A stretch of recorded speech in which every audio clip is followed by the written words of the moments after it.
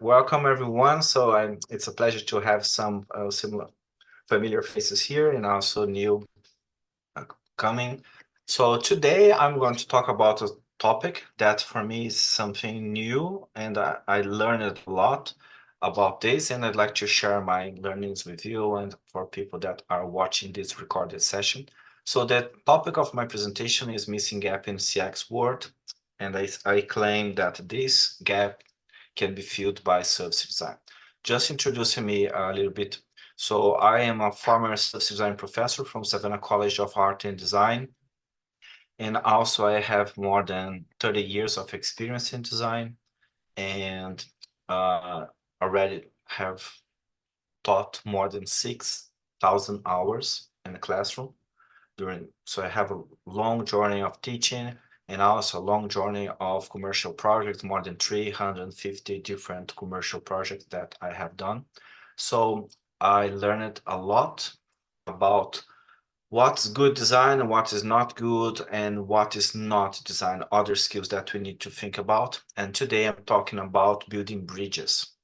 So in this image, you can see this is a damaged bridge, and I believe that service design can be the the way to fill this gap between CX world and design. All right, so I would like to start talking about what is happening right now. What's happening today is that service designers, they see an increasing number of job positions in service design. So this is good news. But at the same time, many service designers, they are having some hard time in terms of not being invited to sit in the C-level table in the C-suite group. So I'd like to talk about this strategy problem. So I'm showing now our organizational chart. So I'd like to start with this provocative question.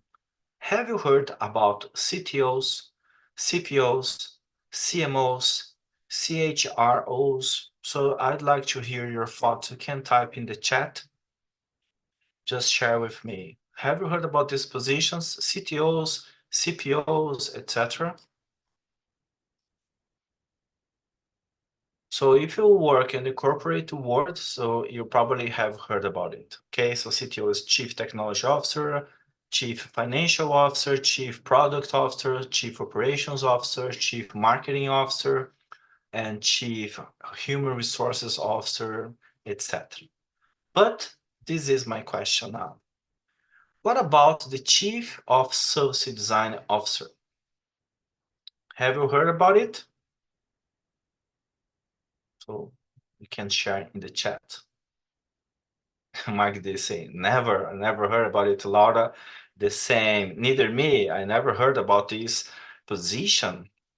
But the reason why you never hear about a chief service design officer, because our seat in the C-level table is already occupied by CX.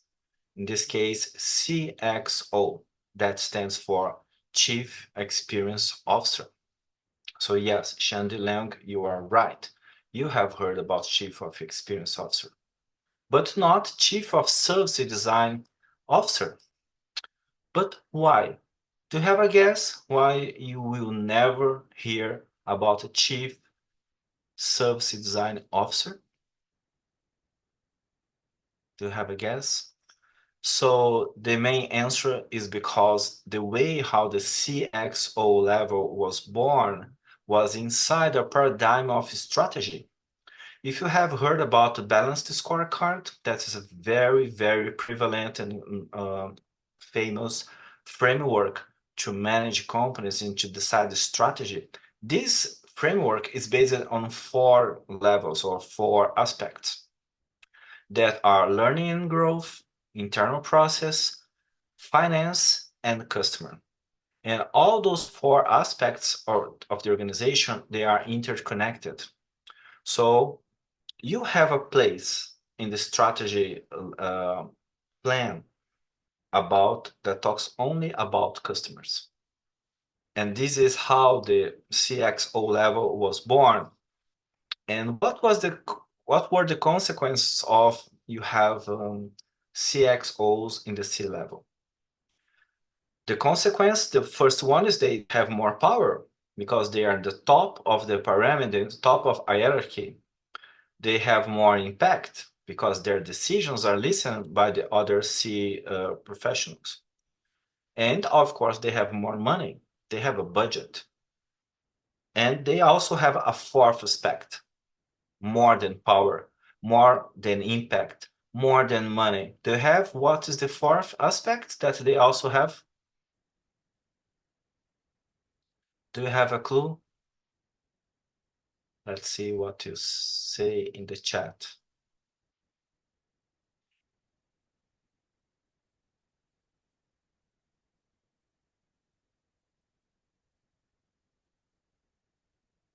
No ideas about what is the fourth aspect that they also have? Laura is talking about trust. I think trust is a good bet, but in fact, they don't cry in the shower. Because this is what is happening right now with service designers. So because they keep complaining, oh my goodness, I don't have a seat in the C level.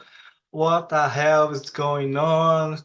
Nobody listen to me. I see everybody having a voice, but not service design. So this is something cool, right? So they have this privilege. So, okay, so we don't have service design at the C level. So where should we put on what is the impact or where does service design fits into? So when you look to this organizational chart, the CTO level C service designers basically has user stories writers. And the CFO look to us as cost reductors. And the CPO C service designer has hypothesis testers or prototypers. The COO look to us as process optimizers. The CMO level see us as brand loyalty builders. And CHRO see us as onboard improvers or like, how can I say, employee experience enhancers. But what about the CXO level? How do they look, service designers? Do you have a guess? If you want, I can put in the chat. I'd like to hear your opinion. There is no right or wrong answer, okay? Oh, Shandy is telling they see Dan has a partner. I'm not sure if they look to us as a partner. Do you have any other guesses here? I'm not completely sure. As advisor, I think that this could be. I think it's a good way of thinking to this. But basically, they can look to us as journey mappers. Hey, you need to map a customer journey here, so let's bring the service designers. And this is what happens often. And this is frustrating. I have lots of friends that work as service designers inside organizations, and that people look to them, hey, let's make a customer journey map. Customer journey map, customer journey map every single day. So this is not enough. We can do much more than that, right? And the fact is, service design is buried downstream. If you look to the organizational chart, where is service design? Down there below. So you see the CPO, and below the CPO, we have the head of product, head of design, and product manager lead, product design lead, and product managers, product designers, and then down there we have service design. And these explain why they complain, why they cry in the shower. Because, oh my goodness, why nobody looked to us, nobody paid attention to us. And this is, of course, frustrating, right? And why service design is buried downstream? The answer basically is linked to the way how service design was born. If you know the history of service design, we know that the term service design was coined by Lynn Shostak, that was a manager of Citibank in 1984. And When service design was born, the purpose is to solve concrete and operational problems. And these create this perception that service design is a tactical tool, not a strategic one. So this explains why our field remains marginalized in organizational charts. So, and to change this, what can we do? It would be necessary to transform the narrative of service design from a support function. We don't create just service design blueprints into a strategic force capable of shaping the future of the business. In my opinion, this is the only way. Okay, change the narrative, and this is not what we're doing right now. So if service design wants to see it at the C level, it basically needs to change its narrative. So what could be one of those narratives that could be different? If I could choose one possible narrative, basically the narrative would be that the narrative of CX is incomplete. So in my perspective, this should be the way. Instead of just create a narrative from scratch, look to the narrative of CX and see that is incomplete. So let's see the evidence about this now. So this is a very interesting document that I got because I'm a member of the Customer Experience Professionals Association in the United States. So I have access to this document. This is something that they provide. Basically, it helps to write CX job descriptions. So on the right side, you can see the job descriptions that they help you to write. So starting with the lowest level, customer experience analyst, then practitioner, then manager, then director, then CXO. So when you look to the first one, the lowest level, so what the CX analyst does? Basically, it works with data, collecting data, getting information from the contact center and CX metrics, etc., and things like that. So let's go to the next level. The next level above analysts, it's the practitioner. So when you see the description, the job description of a CX practitioner, so you see new things coming here, so it's much more complete. And in this case, it includes the mapping customer journeys. So if you look here in the left side, you see technical, functional, soft skills, and halfway in the middle of this field, you see design thinker, design capabilities, customer journey map, and system thinker. So those are the skills that a CX manager, a practitioner should have. But the CX manager also have the same technical skills. And if you go to the CX director, it has exactly the same skills. Which skills? To map customer journeys, to design, create new experiences, etc. And when you go to the CXO, of course, this is big. Oh my goodness, this is God. This is a person that can make everything. But you see there, it should have design capabilities also. Question: do you think that CX professionals have design capabilities? Tick tock, tick tock, tick tock, tick tock. Do you know they have it? Do you think that they have it? I don't think so. So if you pay attention, if they don't have design capabilities, who can bring design into CX? Who? Give me a name, give me a field. Who could bring this design into CX? So this is the thing. Design is the weakness of CX. And service designers can fill this gap. Why? Why service designers, they don't just map customer journey? So this is what I'd like to bring to you. So service designers can fill this gap by bringing much more than customer journey maps. What else can we bring? We can bring the service blueprint. we can bring stakeholder maps, we can bring ecosystem maps, we can bring root cause analysis, we can bring systems modeling, and so on. We have many more tools, advanced tools they don't have. Service designers naturally are systemic thinkers. So we bring the systems thinking perspective to the table, and this is natural to us. And when you look to the description here, pay attention. Design thinker, design capabilities, customer journey mapping, and system thinker. Look at that. Oh my goodness, what's happening here? Able to see the big picture as well as the detail. This is a very bad description. What is systems thinking? Look at that, it's much more than that. For example, systems thinking is more than see the big picture, the holistic perspective. No, systems thinking basically you talk about how things affect each other. Systems thinking tell you where should you make the first intervention.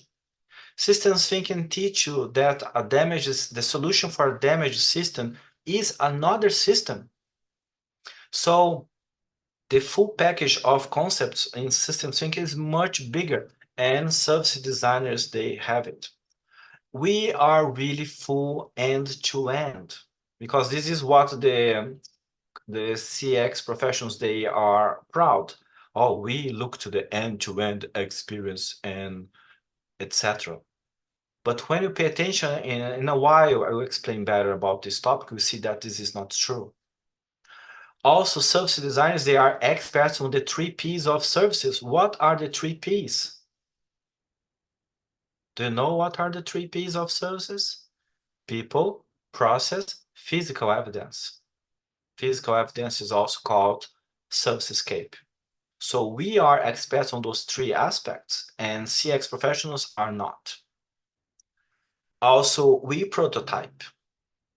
I never heard about CX professionals that work with prototyping. Prototyping services, prototyping experiences, prototyping pilots to double check if something should be scaled or not. We prototype even public policies.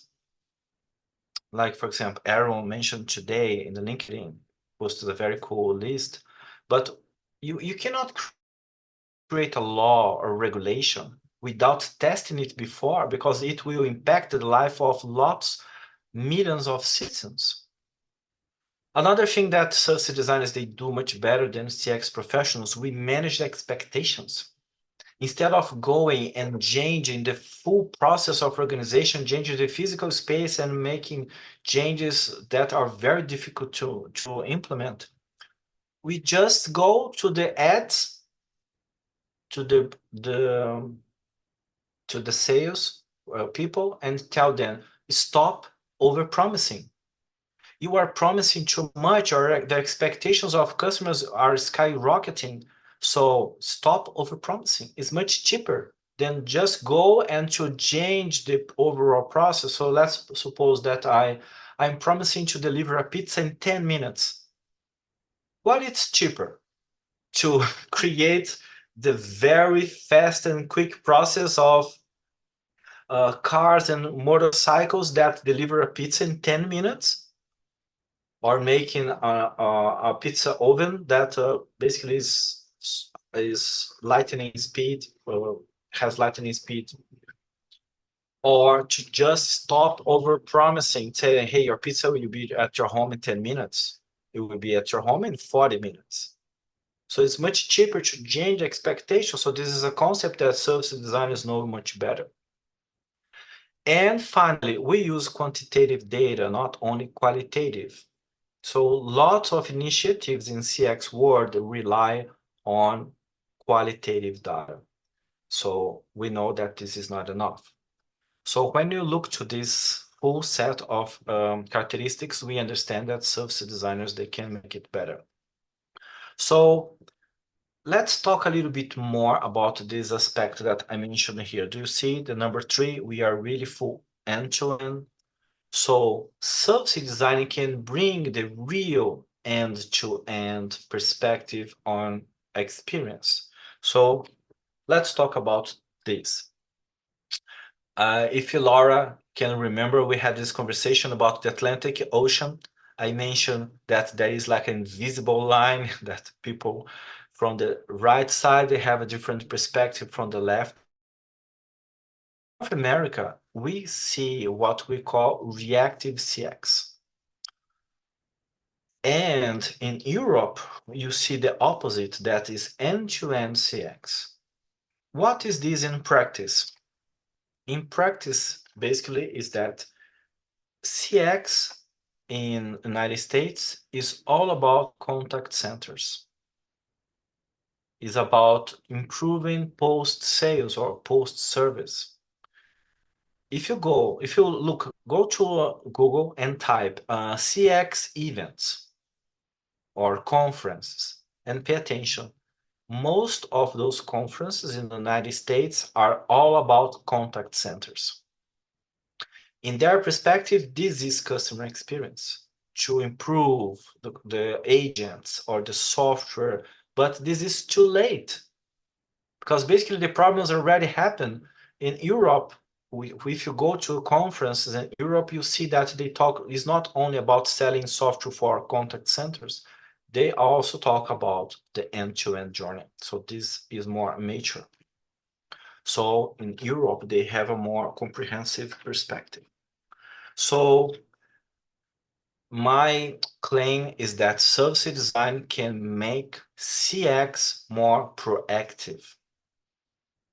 So not reactive. It's not about improving contact centers or using AI to create lightning speed agents that will answer you in real time. No, it's not. Service design can make CX to be proactive in terms of anticipating problems, avoiding that they happen. And this is interesting. Proactive is just another name for strategic.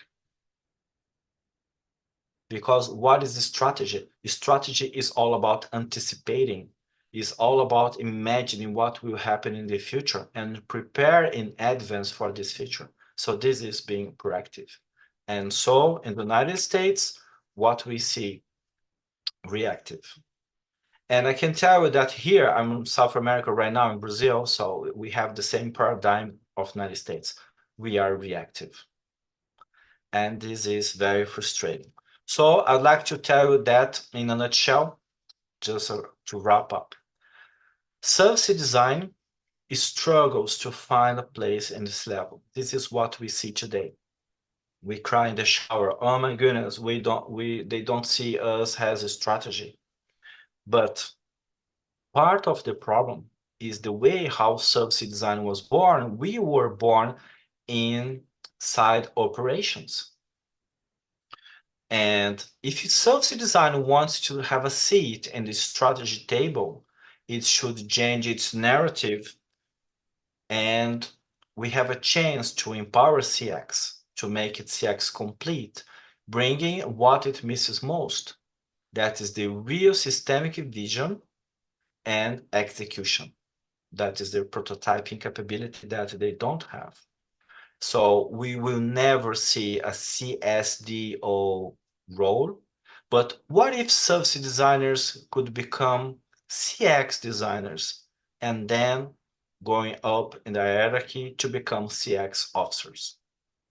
So those are my insights for today. So if you want to learn more about how to connect service design and CX, it will be a pleasure to have you with me to keep this conversation. And I'm open to your questions right now. Perfect. Thank you so much, Ricardo. Thank you. So far, we don't have any questions in the chat. I just would like give now the option if someone wants to speak up, just unmute yourself and ask a question. Otherwise, I do have questions too. Okay.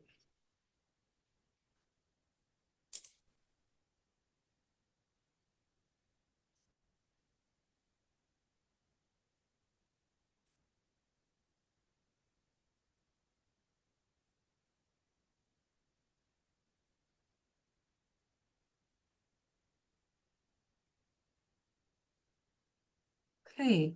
All right. If no one has questions, that's nice. Then I Okay. have more time for my questions. I All right. can see Aaron has a question here. Oh, sorry. I didn't see that. Thank you so much for noticing it.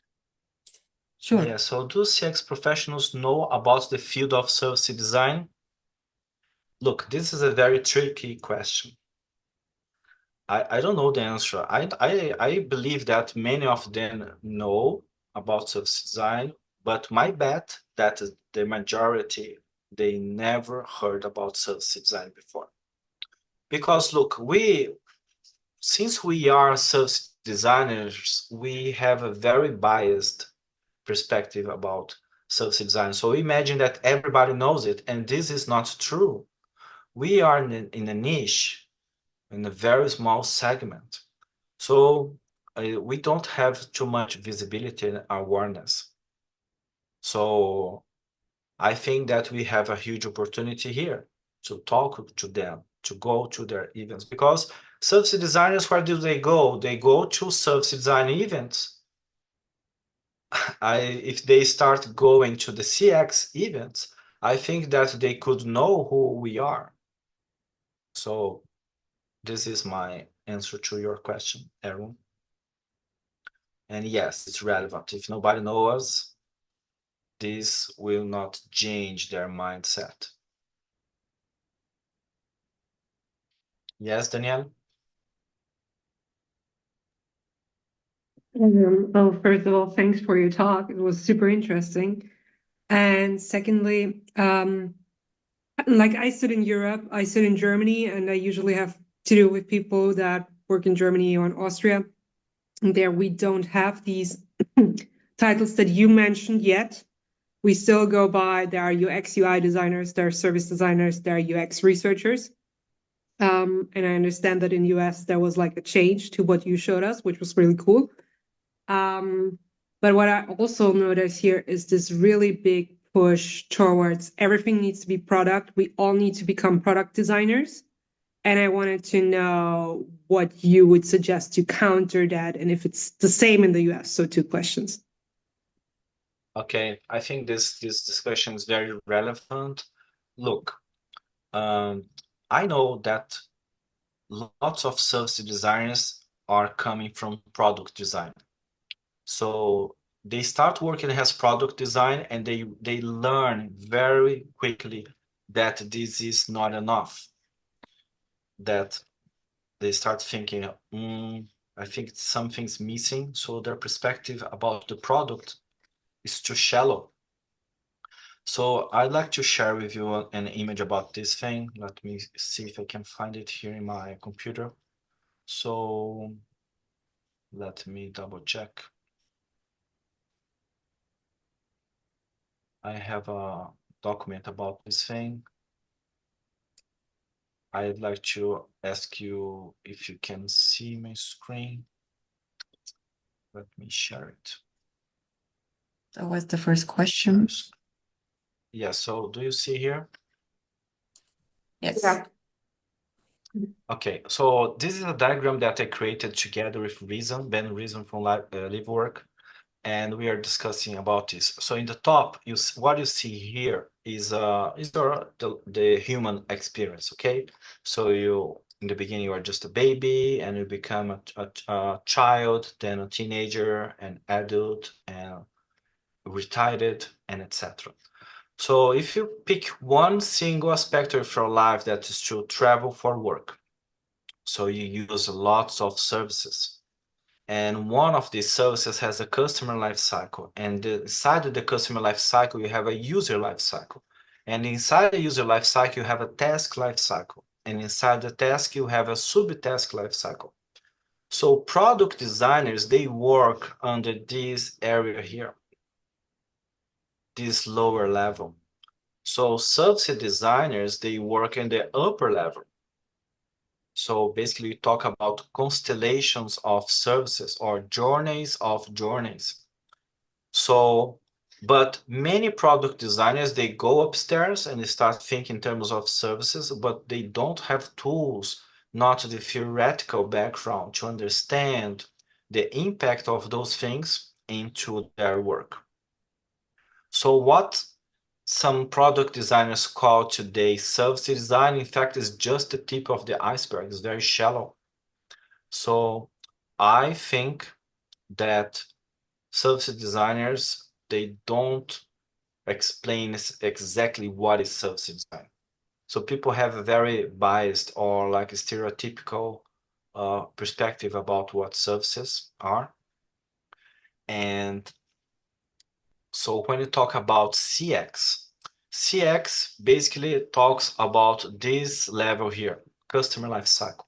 This is the area that CX works most. But this does not take into account what happens down below and does not take into account what happens upstairs. So I think that we have a problem of understanding here that we should change.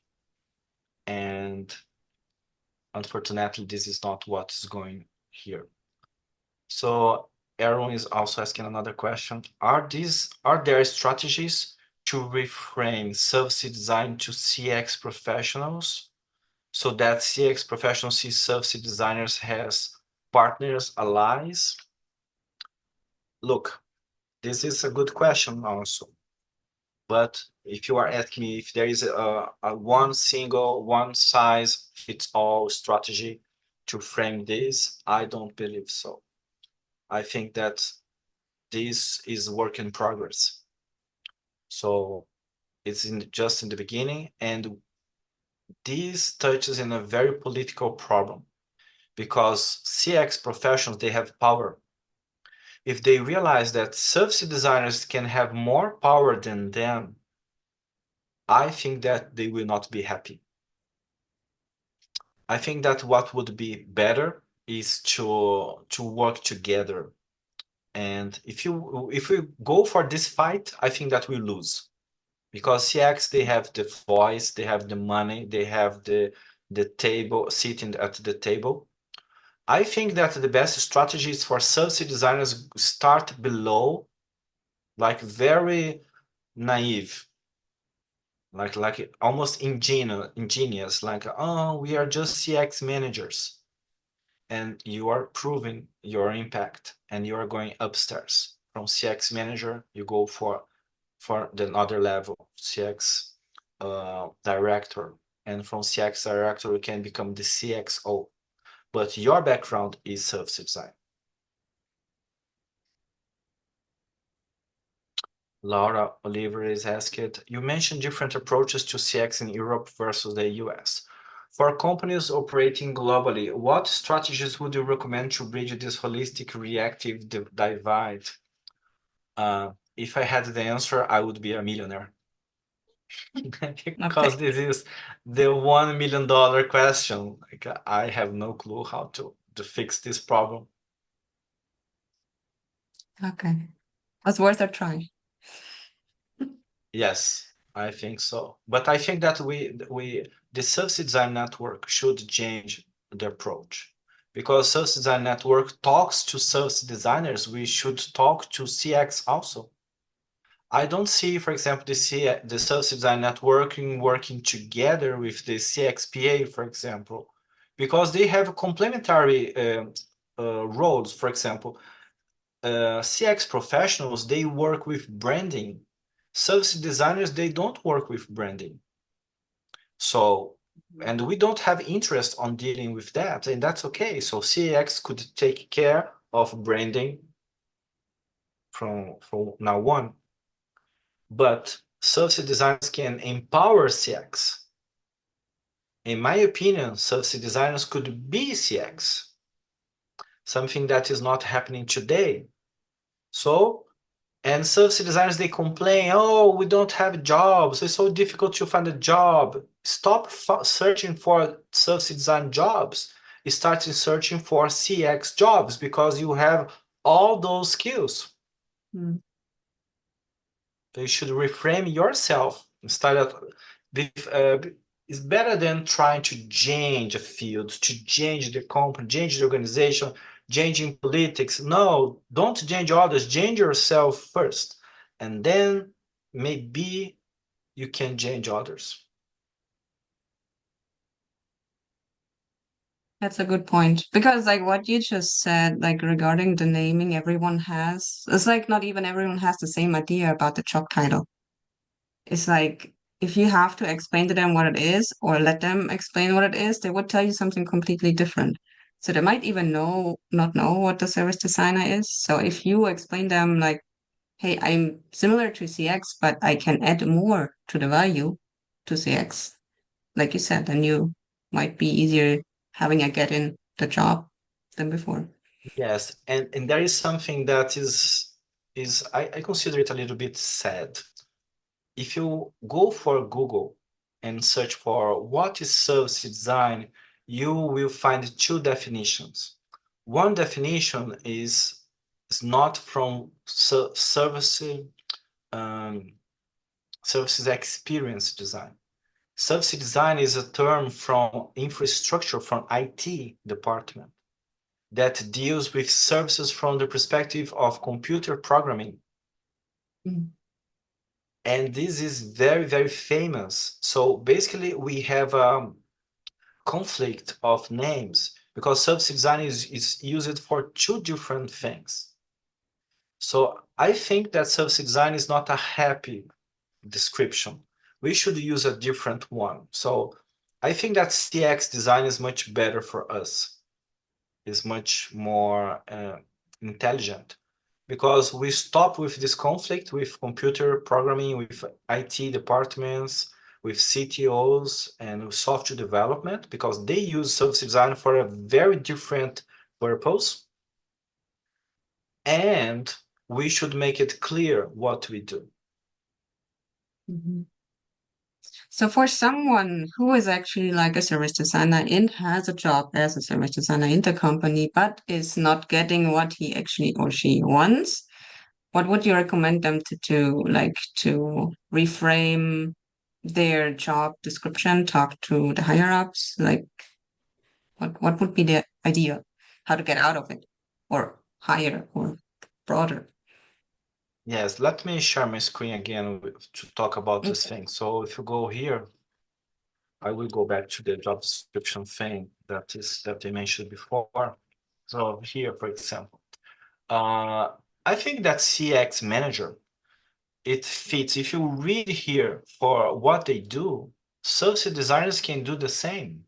So let's see the technical functions here, okay? So if you go here, strategic agility. So service designers, they can work as strategists. Group facilitation. Are we able to facilitate groups? Of course. Listening skills. Can we listen to people doing interviews? Yes, we can. Interpret data. Can we analyze data from research? Of course. Design thinker. I will skip that, okay? Because everybody knows me, knows that I hate design thinking, okay? So human-centered design, okay, we can do that. Design capabilities, create or co-create visual models to help bring the objective. This is a very, very bad description of what's design, but okay, let's assume that we can do that also. Very shallow description. Customer journey mapping, we can do that. System thinking, we can do that. Practice flexibility and unwillingness to restate or reconsider points of view. We do this every single day. Communicate and collaborate. We do the same way. Has exceptional problem-solving skills. This is what we eat for breakfast. Delegates effectively. We can do that. We work in projects. We work in teams. Negotiates well for mutually beneficial outcomes. I don't think so. I don't think that service designers are good negotiators, but it's something they can learn. Resolves conflict. Also, I think that they can learn together with negotiation. Proven track record driving positive change. So this basically, if you were able to implement your service design projects in the past, we can do that. Build relationships, we can do that. Growth plus CX plus curious mindset. I have no clue what is the meaning of this thing, but we work with experience, of course. We have a curious mindset. We are here. Influencer, I think is similar to the leadership thing or negotiation. Leads change with courage. This is more like soft skills, right? executes effectively for customers, we can do that. Solves for business outcomes, we can do that. Builds strong teams, we can do that. Makes effective decisions, we can do that. Demonstrates patience, self-awareness, integrity, ethics, we can do that. This is not a privilege of CX. Even a doctor, a pharmacist, or even a vet needs this. Encourage diversity of thought and respects cultural differences. This is also important to us. Has the vision and passion to inspire and coach others. So I don't believe that this description is a privilege of CX professionals. We service designers, we can do that. Here talks a lot about soft skills, so this is not specifically for CX professionals, but in terms of the technical skills, yes, we can do that. So my question is, why we keep searching for jobs in service design and not in CX world? Okay. So just to wrap it up, what you just said was like sell yourself as a CX designer, not just as a service designer. Yes, I think that it would be better because there is no money on service design. I believe that the money is on CX. Okay. We have another question, I would say, from Shandi. I'm a UI UX designer who is passionate about service design. However, it's hard to transition to service design because there are very few openings. Do you have one key advice on what kind of service design area I should focus on learning so that I can gain experience even I do not have real life projects? Okay, so we are talking here about something that is very difficult, okay? Because look, if you are a UI UX designer,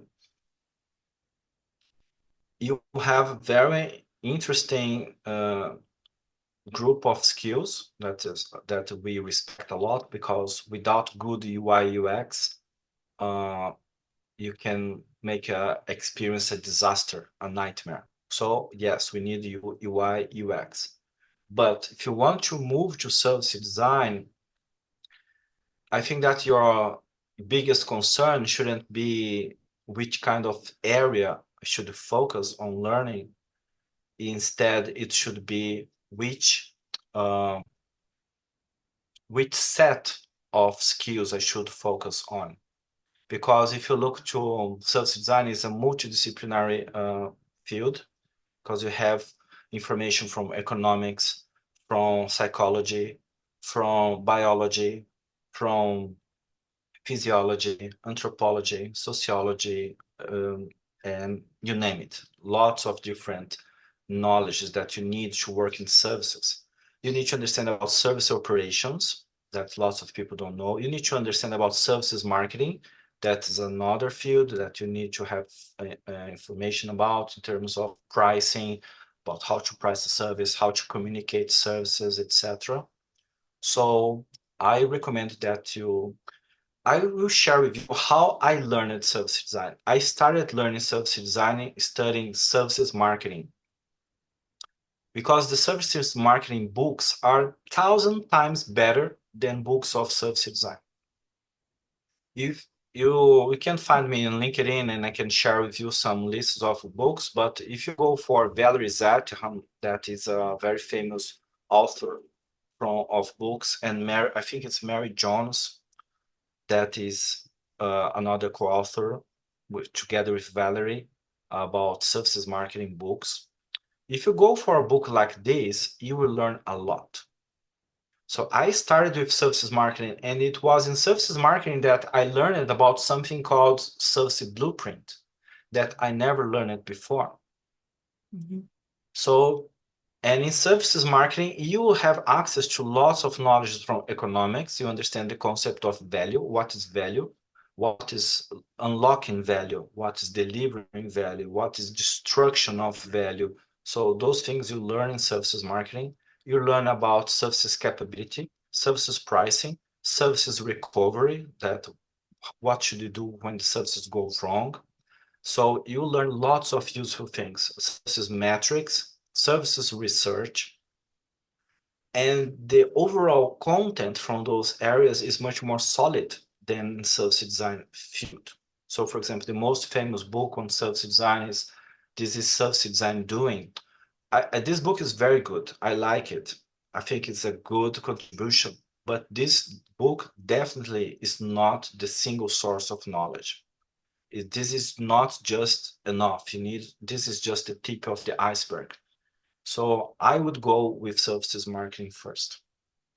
The second concept that Magdi mentioned here, always had the perception C-level just listened to numbers that said, would it be interesting for service designers to speak more business, speak the same language of the C-level and get buy-in and more eyes on service design? Look, what really matters to C-level is not money, is value. Value is what they're focused on. So if you just learn about the money, this is just a small part of the equation. So if you learn about value, because what is value? Value is the balance between cost and benefit. Benefit is your value proposition. Cost is how much it costs to deliver it and how much people pay to get it. So value, I think, is a more complete definition here. And Giovanna Camargo, it seems to me that service designers are strategy designers. What do you think about that? Is there really a similarity? Yes, there is. Because we are strategic when service designers are deciding which parts are we going to prioritize. So prioritization is the most important thing in strategy, because in strategies, we basically believe that it's impossible to be good on everything. So you need to focus on some areas and not on others. So service designers can help in this prioritization. Xande Leong, it seems that gaining some business knowledge will be useful. Yes, definitely. We call it business acumen. This is the language of business. Okay, cool.